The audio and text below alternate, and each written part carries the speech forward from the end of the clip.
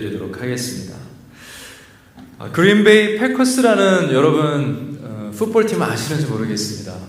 야구로 얘기하자면 양키스 정도로 굉장한 풋볼팀 중에서는 굉장한 팀이죠. 이 팀을 멋지게 이끈 그런 감독이 있는데요. 이 감독이 새 시즌을 시작하면서 이 선수들을 모아놓고 딱 첫 마디 사기를 주기 위해서, 이제 팀을 한 해 시즌 동안 이끌기 위해서 첫 번째 항상 던지는 말이 있다고 합니다. 그것은 풋볼을 딱 꺼낸 다음에 이것이 바로 풋볼입니다. 선수들이요, 이것이 바로 풋볼입니다 라고 이야기를 합니다. 근데 그 이야기를 듣는 선수들은 굉장히 웃기겠죠.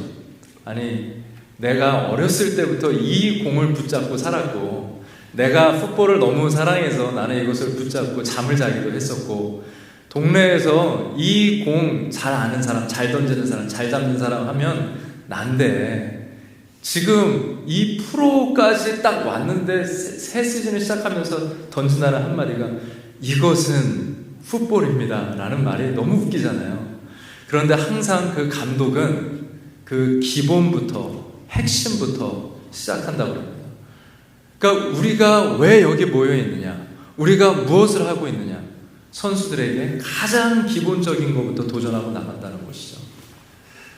저는 오늘부터 어느 정도 기간까지 교회에 대해서 말씀하려고 합니다. 바로 우리가 오늘 들어야 되는 것도 마찬가지입니다. 성도들이요, 이것이 바로 교회입니다.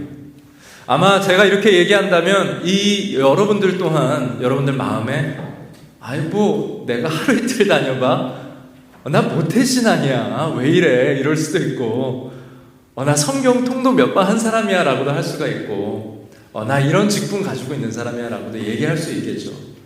그리고 교회에 대해서 어느 정도 크리티사이즈도 할 수 있는 어느 정도 지식도 가지고 있고, 하지만 정말 이 시점에 우리가 새해를 맞이하고 또한 이 교회가 40년을 맞이했던 한 해이기도 하고요, 또 목회자가 바뀌는 한 해이기도 하고, 여기에서 눈에 보이는 여러 가지 변화가 있고, 우리 이거 잡아야 됩니다, 저거 잡아야 됩니다, 내가 느끼기에는, 내가 알기에는 교회는 지금 여기로 가야 됩니다 라고 얘기할 수 있지만, 정말 우리가 무엇인가 하나를 제대로 시작하기 이전에, 특히 이 교회 안에서 하나님의 교회의 일을 시작하기 이전에 우리가 정말 들어야 하는 말은, 예수님이 우리를 모아두시고 이것이 바로 교회다 라고 했을 때 거기에 우리의 사기와 우리의 열정과 우리의 마음을 담아서, 야, 이게 교회구나, 이런 게 교회였구나, 내가 이걸 놓치고 열심히 뛰려고 했구나, 내가 이 기본기를 놓치고 내가 무조건 뛰려고만 했구나, 우리가 정말 이것이 교회다, 그 교회를 우리가 함께 볼 수 있는 그런 시간이 되기를 바랍니다. 그래서 우리가 몇 주 동안 하나님이 원하시는 교회, 또 하나님이 소원하시는 교회, 이런 주제로 우리가 함께 말씀을 보게 될 것인데, 우리가 그냥 말씀을 듣는 것이 아니라, 지식적으로만 우리가 이해하는 것이 아니라 내 마음이 함께 뜨거워지면서, 나는 이렇게 뛰고 싶다, 이것이 교회라면 나는 이렇게 참여하고 싶다, 나는 아직 신앙을 배워가는 단계지만 그래도 내가 여기에서 이렇게 한번 도전해보고 싶다.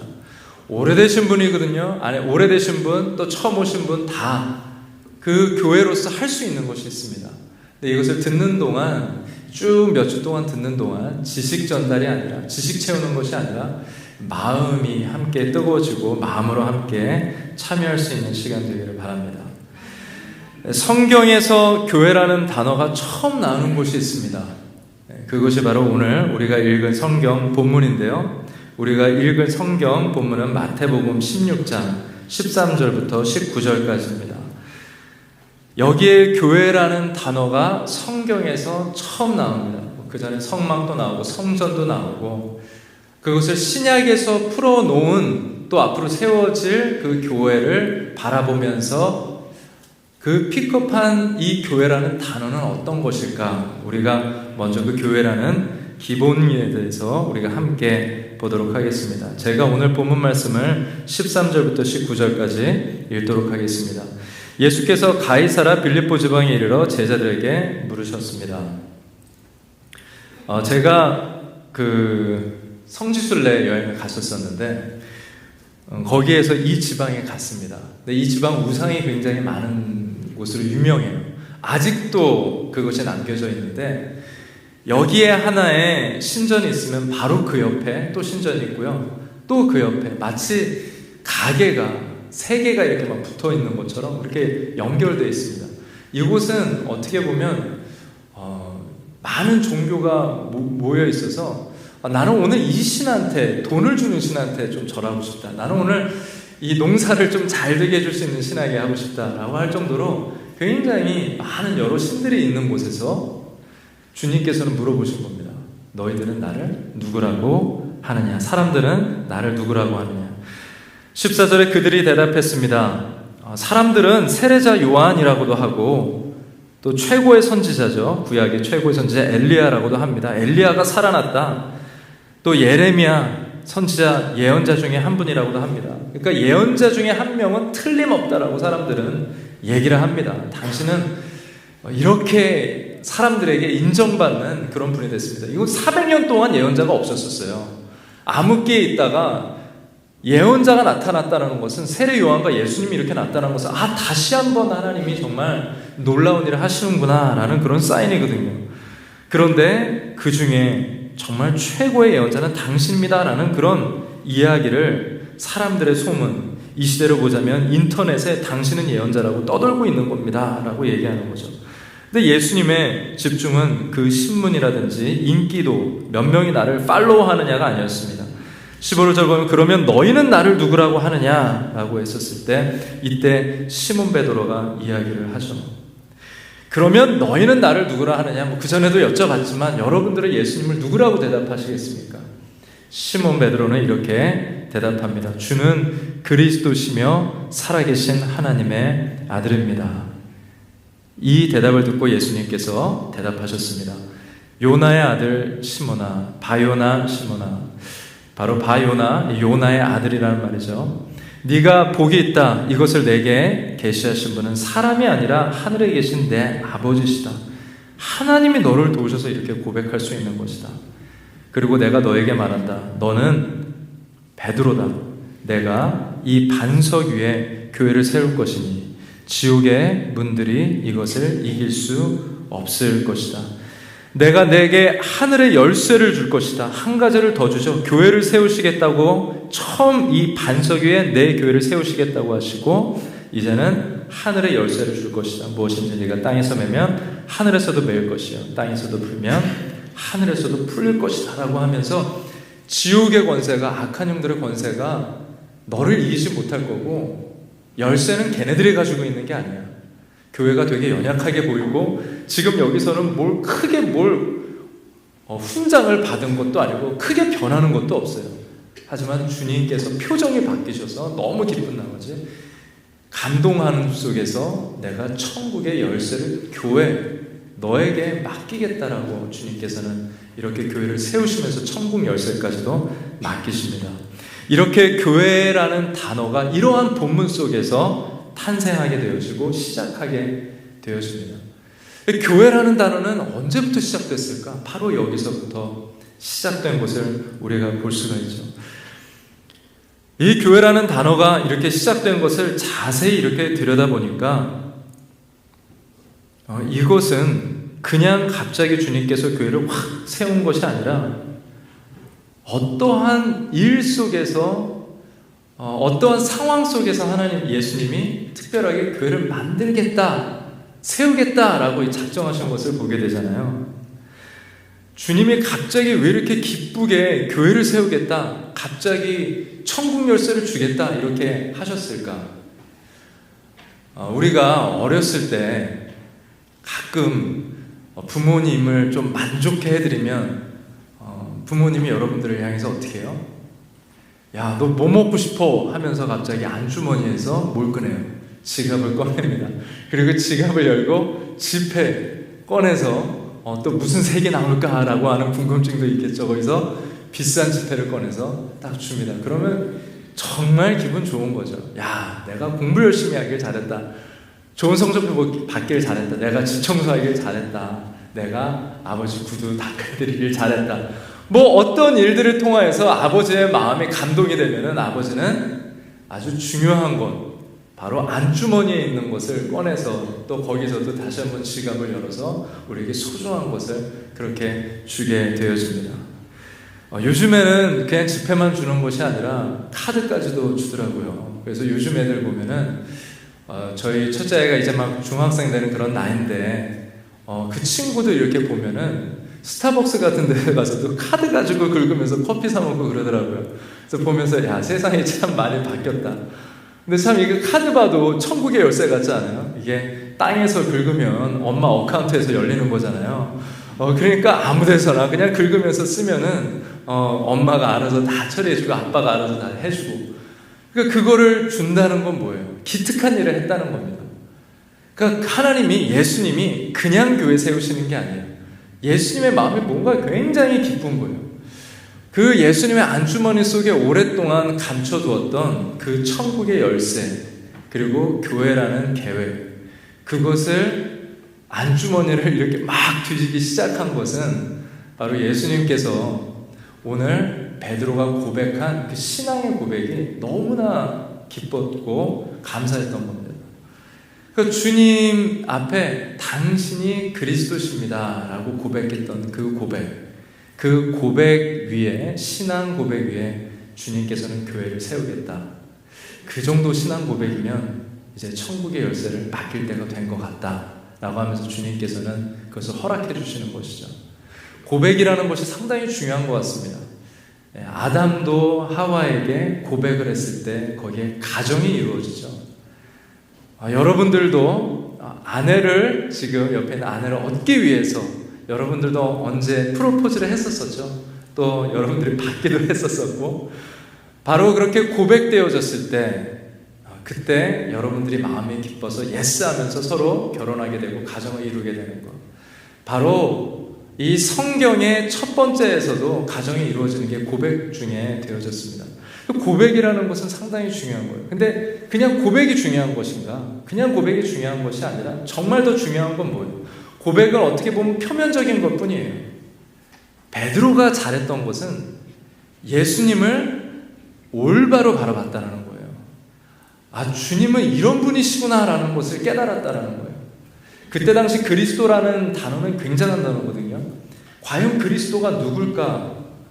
과연 이 세상을 구원할 자가 누굴까? 이스라엘을 구원할 자가 누굴까라는 구원자라는 뜻도 가지고 있고, 여러분들 매트릭스라는 영화를 보셨는지 모르겠지만 거기에서 The One, 이 사람만이, 오직 이 사람만이 인류를 구원할 수 있다라고 이렇게 얘기하는 영화가 있습니다. 약간 성경을 삐고는 안 좋은 영화이기도 하지만 거기에 The One, 한 사람이 나오는데 그 사람이 메시아다라는 걸 말하는 거죠. 바로 여기서 그리스도는 메시아입니다. 예수님 당신이 그 한 구원자 되십니다. 그렇게 고백할 수 있는 그 주님을 알아봤을 때 입에서 고백이 나오게 되어지고, 그 고백을 주님이 들었을 때 야, 네가 제대로 나를 봤다 라고 하면서 주님이 기뻐하시는 겁니다. 근데 제자들이 예수님을 따라다니면서 참 많은 일들이 있었어요. 어느 날은 밥을 나눠주래요. 밥을 나눠주다 보니까 5,000명이 막 먹는 거예요. 그랬을 때 주님께서는 봤니? 나는 사람들 다 먹일 수 있어. 그 먹은 사람들이 얼마나 기뻤는지 교회를 세우자고 내가 정말 당신 평생 따라다니고 우리 한번 하나님의 나라 이렇게 먹을 것이 풍성한데 당신은 정말 능력자라고, 당신 따라다니면서 내가 평생 살겠다고 하는 사람들이 있었을 때 주님은 오히려 숨으셨고 피하셨고 그때는 교회를 세우겠다는 말씀을 안 하셨습니다. 어느 날은 막 배를 타고 가는데 풍랑이 불었습니다. 그래서 풍랑이 막 부는데 이제 죽을 것 같은 거죠. 큰 호수에서 풍랑이 부는데 그 지역에서는 풍랑이 정말 크게 불면은 배가 정말 이렇게 파손될 수 있는데 거기에서 죽을 것 같으니까 예수님은 흔들어서 깨운 겁니다. 예수님 어떻게 주무시고 계십니까? 빨리 와서 좀 뭐 좀 해보십시오. 그때 풍랑을 한마디로 잔잔케 하는 거예요. 창세기에서 말로 세상을 창조하는 거는 내가 귀로 들었어도 내가 직접 이렇게 말로 파도를 잔잔케 하는 건 내 평생 처음 본다. 야, 내가 이렇게 능력 있는 사람이야 라고 주님께서는 그냥 조용히 말하지 않고 조용히 계셨습니다. 그때 제자들이 뭐라 그런지 아세요? 야, 이분은 누굴까? 야, 이분은 과연 누군데 파도를 잔잔케 할까? 그러니까 그때도 의아한 거예요. 아직 마음이 믿음의 준비가 안 된 거예요. 그러니까 믿음이 이분을 바라보면서, 야, 당신이 정말 그리스도십니다. 우리가 기다렸던 메시아입니다. 내가 당신 앞에 정말 예배하고 경배하겠습니다. 엎드려야 되는 건데 그냥 계속 이분이 누굴까? 정말 주님은 누굴까? 그렇게 하면서만 있는 거예요. 그때는 천국의 열쇠, 교회를 선뜻 주님께서는 안주머니 안에서 뺏어내주지 않았습니다.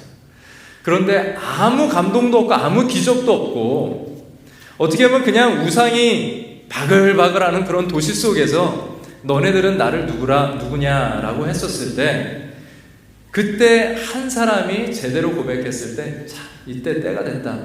정말 이제 때가 된 것 같다. 이제는 교회를 세워야겠다라고 주님께서 말씀하시죠.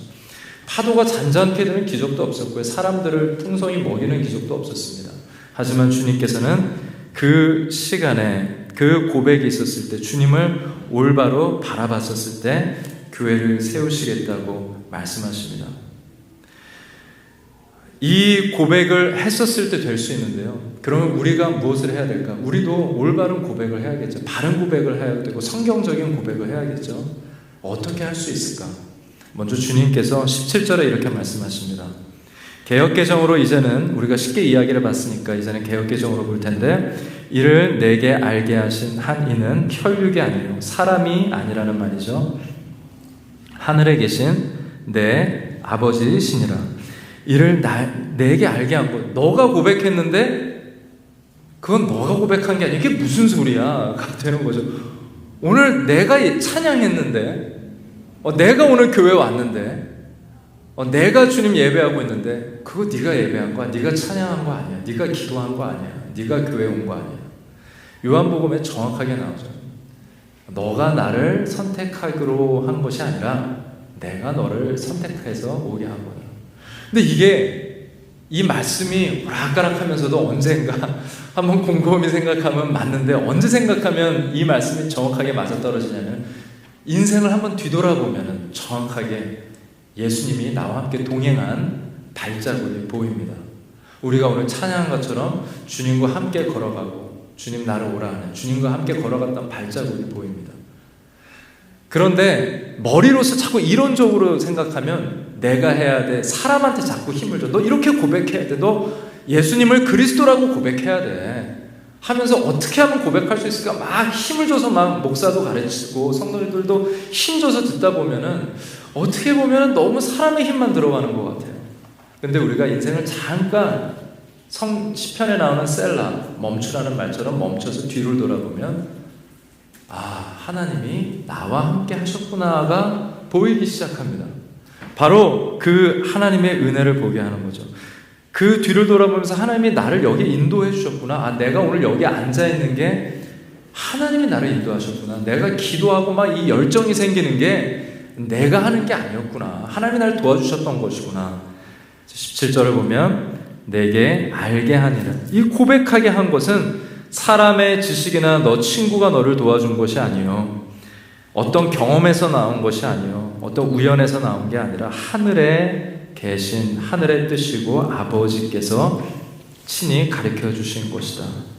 이렇게 해야지만 우리가 올바로 고백할 수 있습니다. 교회라는 것은 신앙 고백이 있어야 되는데, 그 신앙 고백을 하기 위해서는 우리가 반드시 하나님, 저 고백할 수 있게 도와주세요 라는 겸손한 기도가 있어야 됩니다. 우리의 마음에 어느 교만함이 있잖아요. 절대 은혜는 교만함을 통해서 들어온 적은 역사상 단 한 번도 없고, 가장 은혜를 반대하는 것은 교만합니다. 내 생각에는 좀 이런 것 같아. 내 생각엔 아직은 아닌 것 같아. 내가 교만해서 시간 정하고 내가 내 뜻대로 무언가 했었을 땐 절대 은혜가 들어오지 않습니다. 사람의 계획과 힘에서는. 하지만 겸손함 속에서는 아버지를 통해서, 은혜를 통해서 고백할 수 있습니다. 교회의 가장 중요한 파운데이션, 이것이 교회다. 그것은 바로 신앙 고백입니다. 아침에 일어날 때 여러분 신앙 고백하시기 바랍니다. 기도할 때 신앙 고백하시기 바랍니다. 제가 어떤 분의 우리 교회 성도님 중에서 한 분이 이렇게 기도를 한다고 합니다. 기도할 때 어느 때는 많은 시간을 주기도문으로 기도를 시작한다고 그래요. 그것은 뭐예요? 신앙 고백하는 거예요. 하늘에 계신 우리 아버지라고 고백하면서 나아가는 거예요.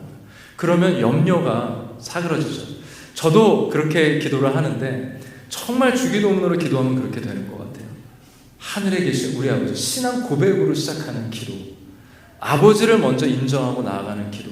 어느덧 내 염려를 가지고 왔는데 아버지가 보이기 시작하고 신앙 고백되어지면 그 안에서도 교회가 시작되는 겁니다. 여러분들의 기도에, 또 여러분들의 매일의 삶에, 여러분들이 눈을 뜨는 침대 위에 교회가 세워지는 역사가 일어날 줄 믿습니다. 예수님을 계속 알아보기 위해서는요, 제자들처럼 예수님을 따라다녀야 됩니다. 함께 해야 됩니다.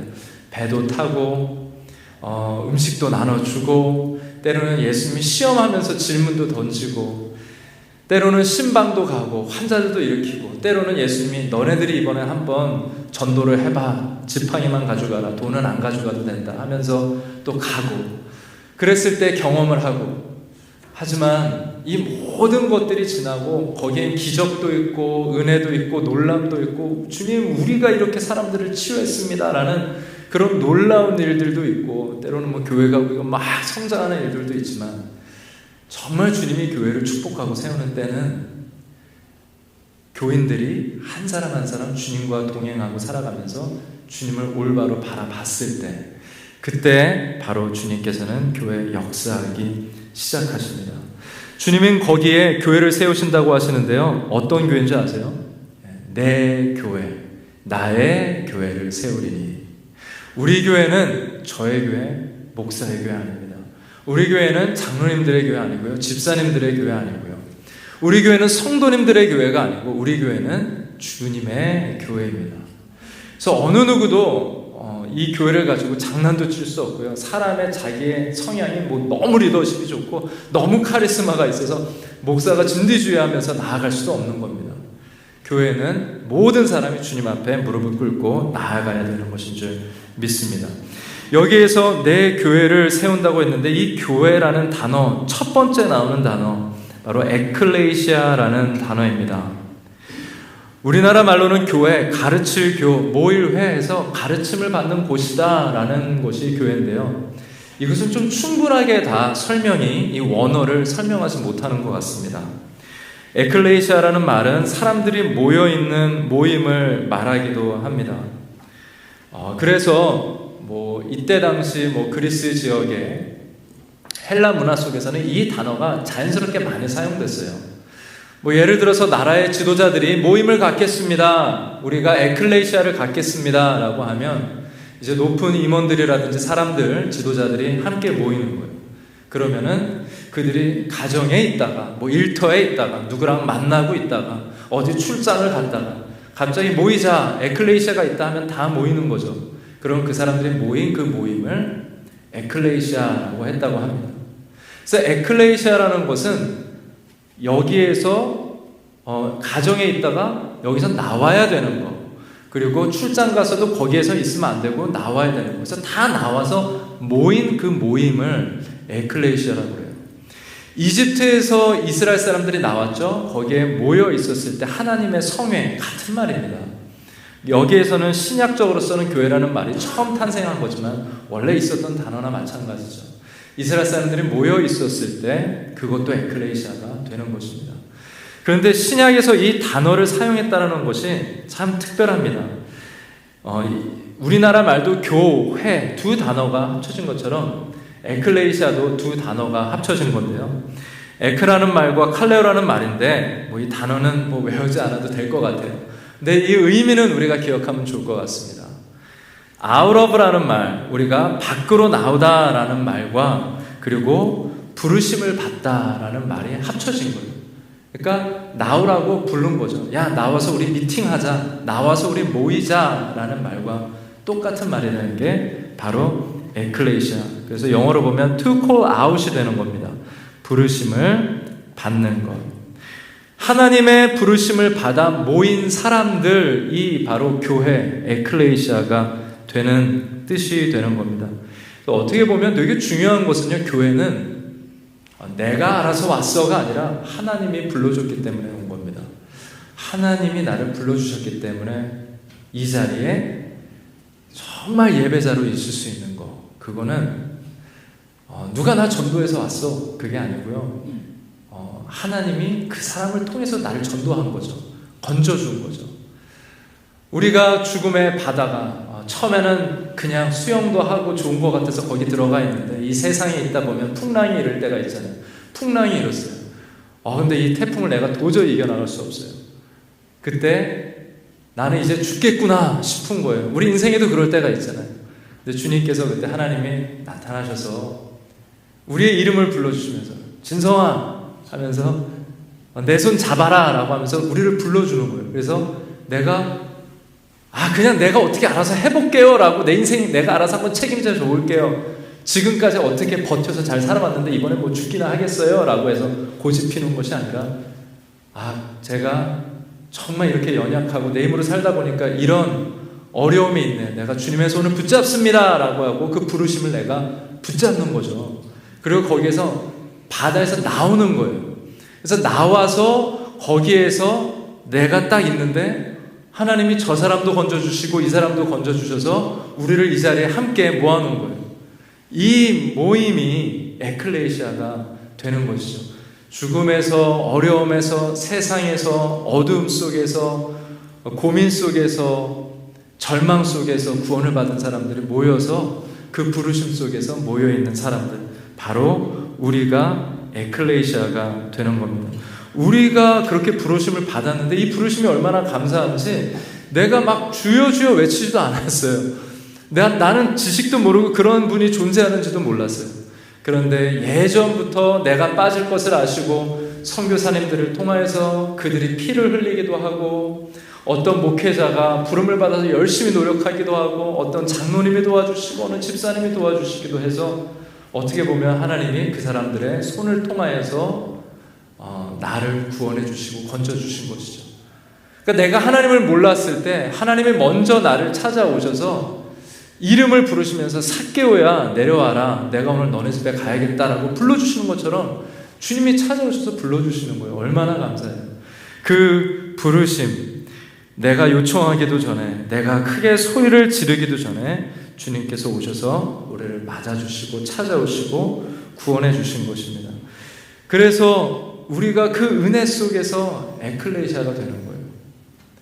저는요, 성경에 보면은 내가 한번 크게 이렇게 감동을 받게 되는 아주 핵심적인 이벤트들이 있는데, 첫 번째는 하나님께서 우리를 만들 때 하나님의 형상으로 만들었다는 거예요. 여러분들 거울 볼 때도 한번 이 말씀을 기억했으면 좋겠습니다. 내가 하나님의 형상을 닮은 사람이구나. 동물은 어느 정도 하나님의 계획을 넣을 수는 있어도 하나님의 형상까지는 잘하죠. 우리는 하나님의 형상을 가지고 지음받은 영광스러운 존재들입니다. 근데 그 영광스러운 이미지를 우리가 다 그냥 우리의 정욕과 우리의 욕심 때문에 부패했을 때 주님이 십자가로, 예수님이 내가 너의 죄를 위해서 죽어줬어, 다시 한번 내 손을 잡겠니? 라고 했었을 때 그 안에서 또 한 번 회복되어지죠. 그게 바로 두 번째 영광스러운 이벤트인 것 같습니다.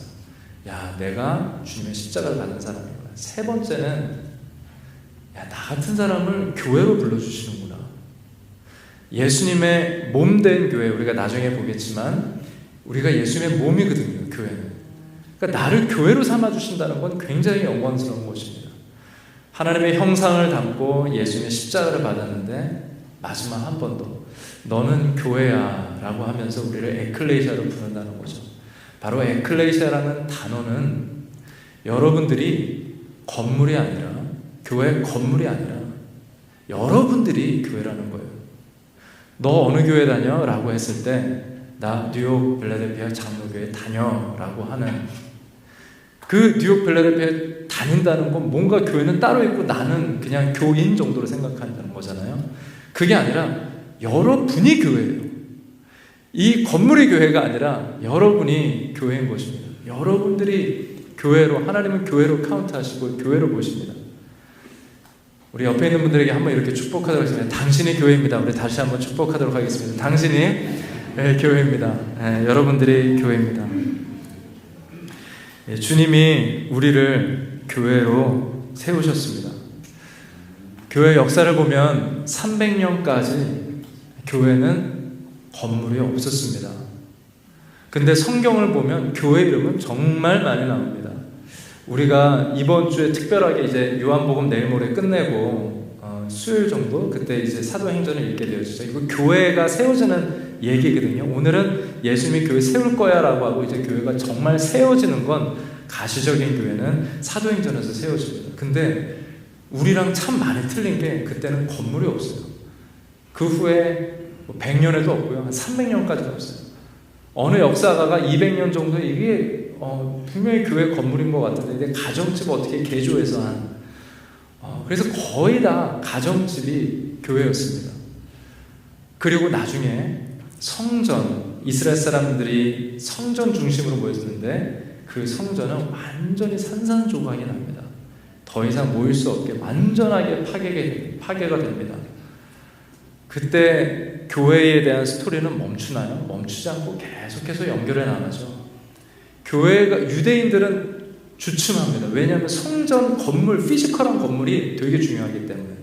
근데 크리스찬에게는 중요하지 않았어요. 정말 교회는 우리인데, 우리가 안 무너졌는데 이게 뭐가 중요해? 라고 하면서 원래도 중요하지 않았고 계속 교회로서 모였던 거죠.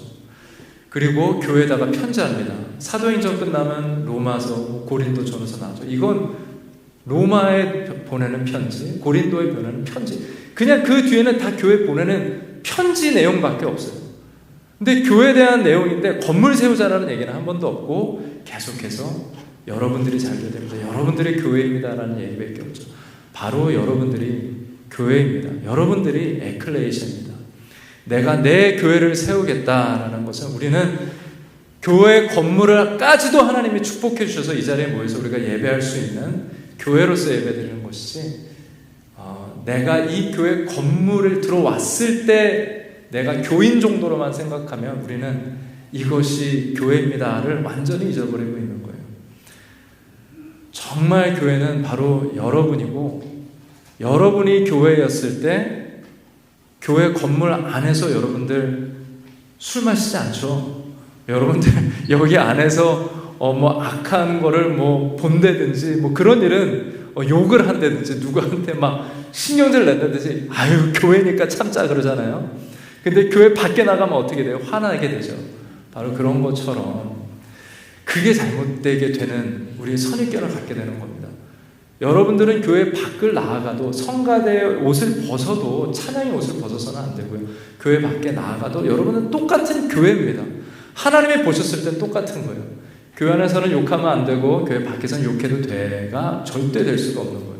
하나님이 보실 때 이건 그냥 건물뿐이고 여러분들이 교회입니다.